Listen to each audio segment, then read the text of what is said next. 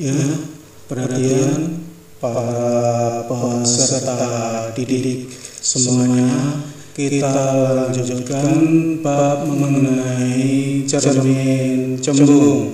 Cermin cembung digunakan untuk ini adalah spion. Nah, ini dengan menggunakan spion kita bisa melihat orang-orang di belakang kita. Kita bisa melihat kendaraan dengan full. Nah, sifat bayangan yang demikian disebut bayangan maya, tegak diperkecil. Mengapa mobil motor menggunakan kaca spion?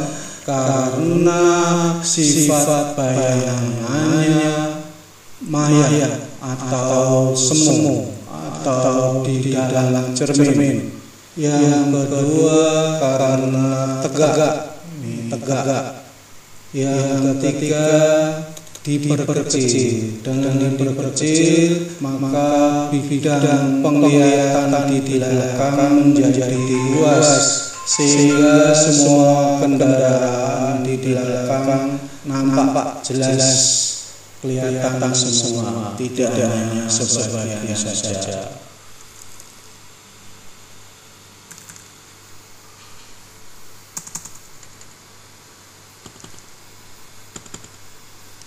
Nah, penggunaan lain cermin cembung adalah digunakan pada pengkolan jalanan atau jalanan yang membentuk sudut 90 derajat, sehingga kita bisa tahu kendaraan yang berasal dari depan, sehingga kita bisa minggir atau menempatkan kendaraan kita pada posisi yang aman.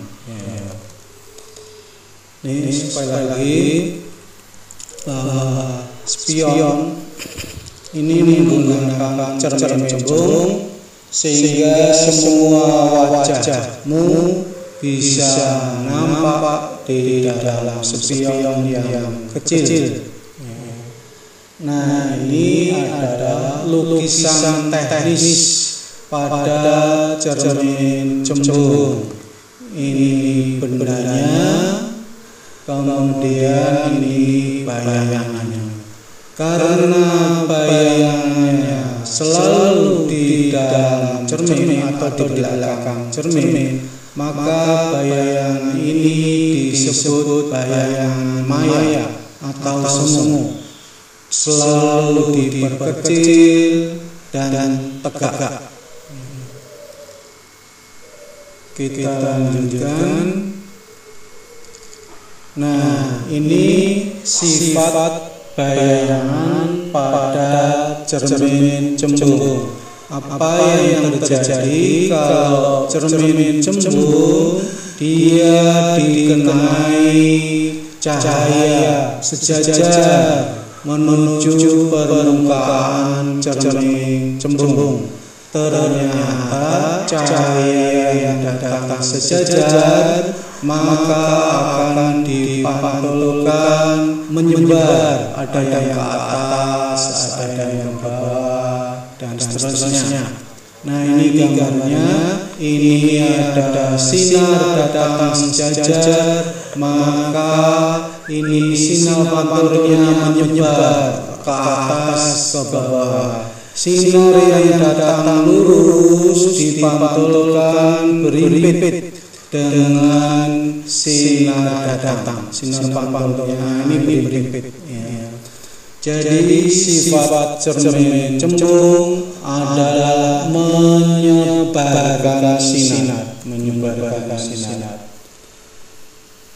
Dari tayangan video di atas dapat kalian simpulkan, jika cermin cembung dikenai beberapa cahaya lurus padanya, maka cahaya akan disebarkan atau namanya divergen, menyebar. Kalau pada cermin cekung kemarin, maka cahaya pantulnya akan difokuskan, dikumpulkan pada satu titik yang disebut titik fokus. Ini jawabannya akan dipantulkan menyebar. Dengan kata lain, cermin cembung sifatnya menyebarkan sinar atau divergen. Menurut kalian cermin cembung digunakan untuk apa saja? Tadi yang sudah kalian lihat, apa cacanya? Terus yang kedua, mengapa cermin cembung dipasang pada pengkolan atau belokan jalan?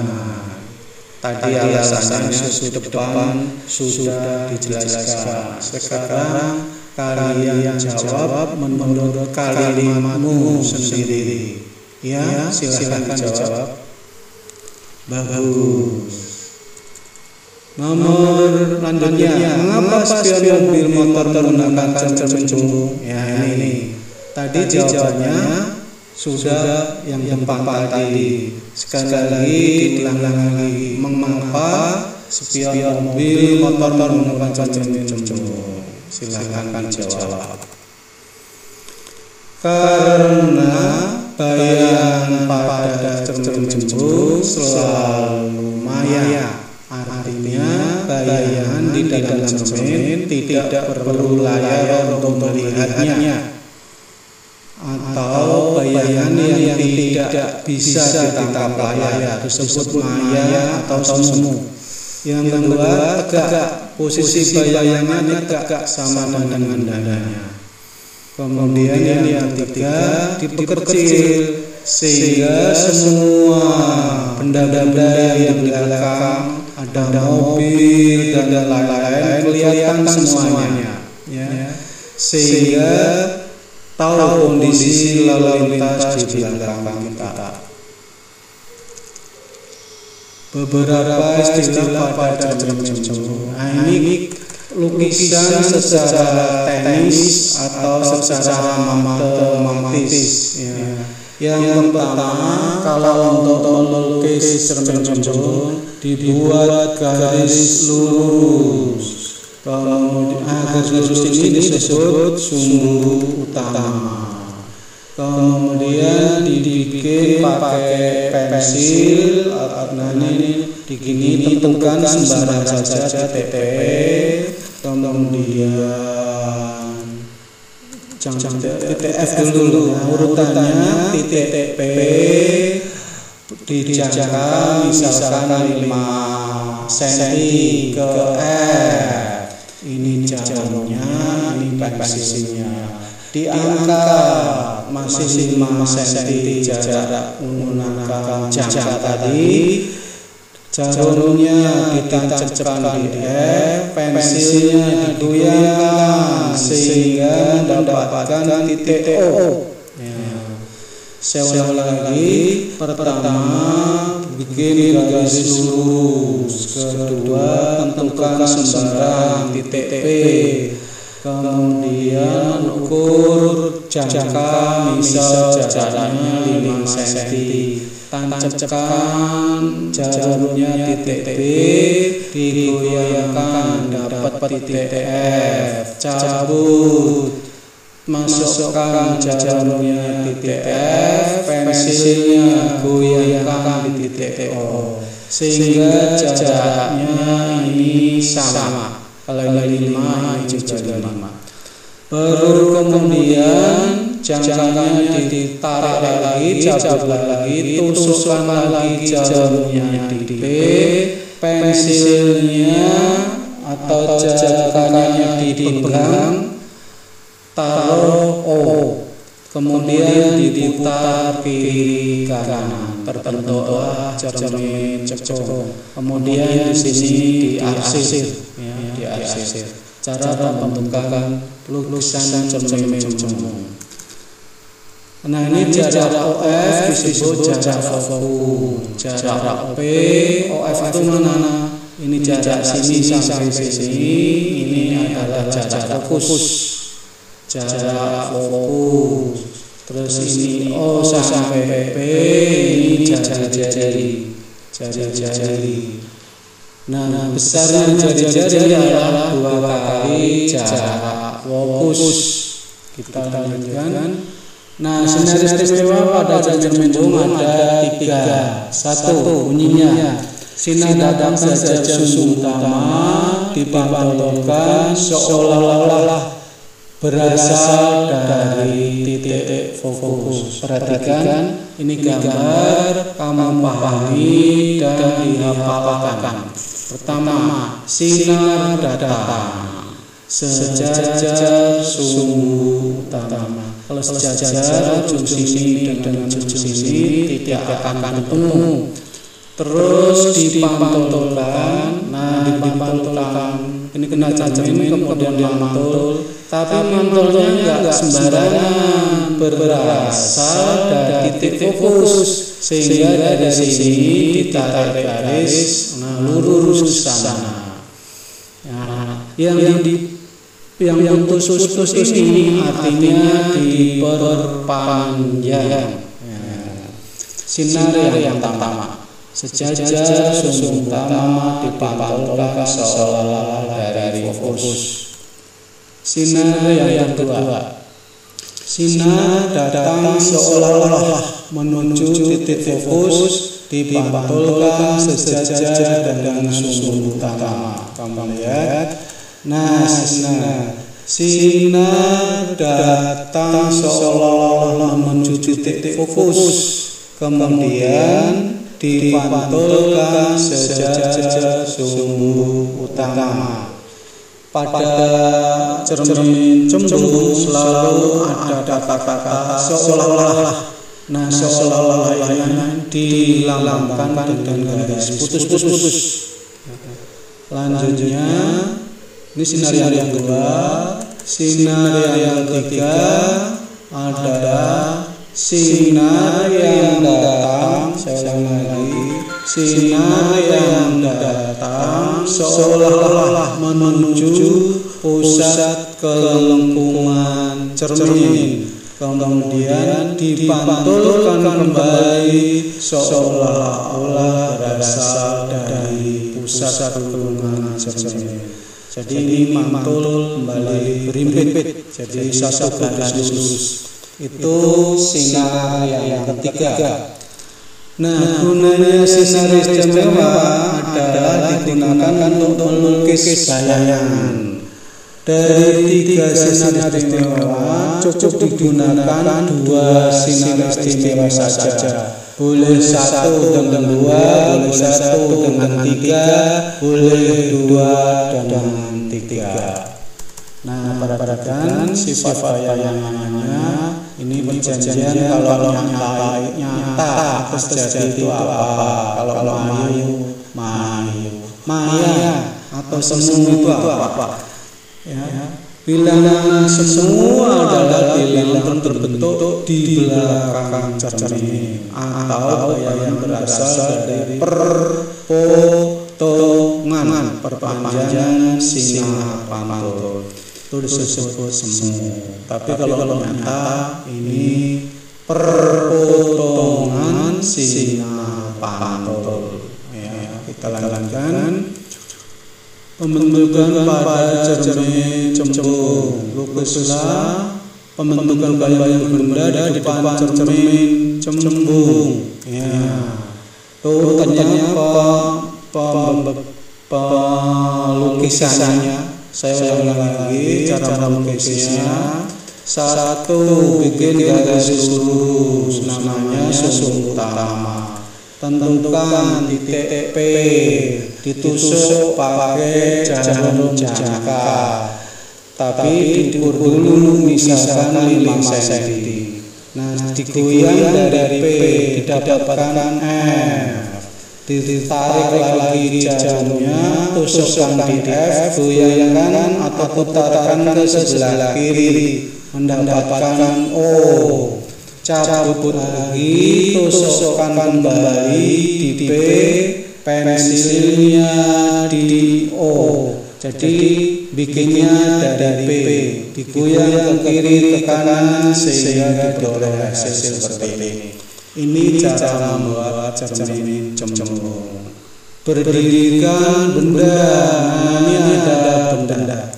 Kita akan lukis bayangan bagaimana bayangannya bisa terbentuk. Jadi menggunakan 2 sinar dari 3 sinar yang tadi disediakan. Coba kamu amati, ini sinar yang berapa? Ini apa bunyinya? Sinar datang sejajar sumbu utama, dipantulkan seolah-olah dari kita lihat. Nah, dipantulkan seolah-olah dari titik fokus itu sinar yang pertama. Satu sinar lagi, coba kita lihat. Nah, ini kemana dia larinya? Dia ternyata dia seolah-olah menuju titik P, pusat kelengkungan cermin, kemudian dipantulkan. Nah, ini sudah 2 sinar istimewa. Berarti sinar yang pertama dan sinar yang ketiga. Kemudian kita lihat mana yang berpotongan. Sinar pantulnya berpotongan enggak? Karena dia ke arah kiri, makin jauh makin lebar. Tidak mungkin yang sinar pantul ini berpotongan. Yang mungkin yang mana? Yang mungkin adalah perpanjangannya. Di tempat persilangan inilah tempat letak bayang, sehingga kita gambar di sini kita lukis gambar tegak. Nah, nah sini seolah-olah menuju P, terus kemudian berbentuk perpotongan. Nah, ini di tempat perpotongan ini kita lukis. Nah, inilah bayangannya. Bersifat apakah bayangan ini? Satu, sifatnya adalah tegak karena benda dan bayangan sama-sama berdiri. Kemudian sifatnya maya. Mengapa maya? Karena hasil perpotongan perpanjangan sinar pantul disebut maya atau semu atau di belakang cermin. Yang ketiga, sifatnya lebih kecil. Kamu lihat ini bendanya tinggi, bisa di sini menjadi lebih kecil. Jadi khusus untuk cermin cembung, letak benda hanya di sini saja. Tidak ada yang lain, sehingga bayangannya juga hanya satu, selalu maya, tegak, dan diperkecil. Nggak ada bayangan lain seperti cermin cembung. Cermin cembung banyak macam-macamnya. Cermin cembung hanya satu saja. Ya, tadi sudah sifatnya maya, tegak, diperkecil. Rumusnya sama dengan kemarin. Seper SO ditambah seper SI sama dengan 1/min F. Ini perhatikan, bedanya di sini ada tanda min. Ya, kalau ini lupa mencantumkan berarti rumus cermin cekung. Kalau ini ada min berarti rumus cermin cembung. Lupa di sini fatal akibatnya karena hasilnya akan sangat jauh. Jangan sampai lupa mencantumkan negatif pada cermin cembung. Oleh sebab itu cermin cembung disebut cermin negatif. Mengapa? Karena harga F-nya di belakang cermin atau harga F-nya selalu negatif. Negatif artinya di belakang cermin. Ya. seperti biasa SO, SI, F. Nah, ini berlian negatif. Perbesarannya sama dengan kemarin. Ya, sama perbesarannya. Contoh soal.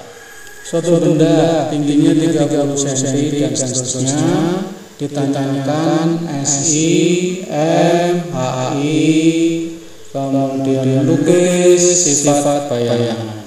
Yang diketahui apa? Coba kita lihat. Yang diketahui tinggi bendanya HO 30. Jarak bayangan bukan jarak bayangan, salah ini. Jarak benda SO ini, tolong ya dikoreksi, salah. SO-nya 15 cm, R-nya 2, F sama 10 cm, berarti F-nya dibagi 2 atau min 5 cm. Jadi fokusnya tadi tandanya min, negatif. Ya, dimasukkan rumus sehingga hasilnya F-nya diganti min 5, SO-nya diganti 15, jadi min 1. KPK-nya diambil 15. KPK dari 5 dan 15 adalah 15. 15 dibagi 5 ketemunya 3 taruh di atas. Jadi ini min, harga di sini berarti tepatnya min 3 per 15, min 1 per 15. Jangan lupa tanda min 3, min 1 punya utang 3, punya utang 1, berarti punya utang 4 per 15. Terus sama min 1 per SI berarti min 4 per 15. Yang ditanyakan SI per 1 atau SI, maka dibalik yang satunya di bawah, SI-nya di atas. Kalau ini dibalik, ini juga harus dibalik. Jangan lupa harus dibalik. Jadi negatif 15 per 4. Jadi SI-nya min 3,75. Jadi sekali lagi, jarak bayangannya hasilnya selalu min, negatif. Negatif ini artinya di belakang cermin atau semu atau maya. Jadi bayangannya selalu maya atau semu. Jadi pada jarak bayangannya atau SI-nya min 3,75 cm. Terus perbesaran, berapakah perbesaran? Sama rumusnya, M sama dengan SI per SO. SI-nya tadi 15 per 4, SO-nya 15, sehingga tanda bagi 15 per 4 dibagi 15. 15 itu sama dengan 15 per 1. Tanda bagi bisa berubah jadi kali, tapi ini dibalik. 15 per 4 tetap kali, ini dibalik 1 per 15. Dicoret, yang hidup tinggal 1 per 4. Jadi perbesarannya adalah 1 per 4. Perbesarannya adalah 1 per 4 atau 0,25. Tinggi bayangannya atau HI. Tinggi bayangan sama rumusnya, HI sama dengan M kali HO. M-nya 0,25 dikali HO, HO-nya 30 cm, jadi 7,5. Ya. Seulang lagi, kalau perbesaran SI-nya yang tadinya harga negatif, negatifnya diabaikan, jadi tidak dimasukkan ke sini. Sekali lagi, untuk menghitung perbesaran, tanda min dianggap plus, tanda min dianggap plus, sehingga minnya tidak sama. Sehingga perbesarannya adalah 0,25. 0,25 artinya di bawah 1. Yang tadinya 30 menjadi 7,5. Jadi bayangannya menjadi lebih pendek atau lebih kecil. Ya, kita lanjutkan. Jadi bayangannya adalah 7,5 cm. Nah, lukis. Bagaimana cara melukisnya? Garis lurus, titik P, titik F digoyang, di O atau diputar pusatnya di O, di P, pensilnya di O, dipindah berdiri, kemudian gunakan 2 sinar istimewa. Ya, ini berarti sinar yang pertama. Terus ini sinar yang ketiga. Jadi yang paling gampang itu yang ketiga, karena yang ketiga hanya menggunakan satu garis lurus dari kepala benda menuju P. Ini merupakan satu garis lurus. Nah, ini sinar pantul diperpanjang. Di sini perpotongannya. Di sinilah letak bayangan. Nah, ini bayangannya. Sifatnya apa? Maya tegak diperkecil, maya tegak dan diperkecil. Ya, latihan soal dikerjakan ya, kayak contohnya tadi, supaya kamu menjadi pintar. Nanti kalau latihan ulangan atau latihan tes, supaya nilainya bagus. Ya. Tingginya 40, berarti ini HO. Di depan berdiri pada jarak, berarti SO. Jari-jari berarti F 30. Berarti F-nya berapa?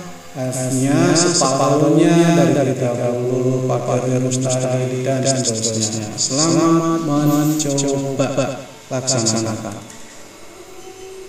Ya. Demikian selesailah pembahasan mengenai cermin jambul.